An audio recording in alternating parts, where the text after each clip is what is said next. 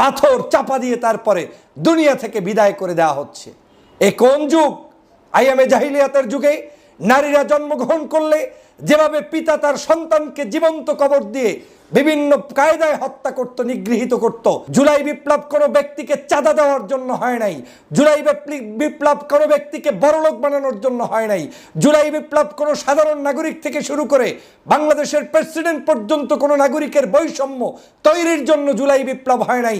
জুলাই বিপ্লব হয়েছে দেশের সমগ্র মানুষের, খেটে খাওয়া মানুষের অধিকার নিশ্চিত করার জন্য। 5ই আগস্টের পূর্বের দিকে যান, পায়ে স্যান্ডেল ছিল না, হাতে মোবাইল ছিল না, গায়ে জামা কাপড় ছিল না।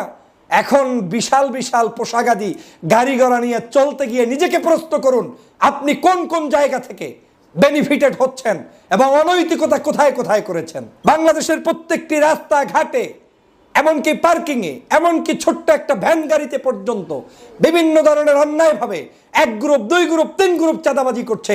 এই চাঁদাবাজিকে কেউ অ্যাকনলেজ করে রাজনীতি করবে, সেটার নাম কোনো সঠিক রাজনীতি হতে পারে না। না না, 1 পয়সার চাঁদা বাংলাদেশের কোন নাগরিক কোনো জায়গায় দিবেন না, এই শপথ নিতে হবে।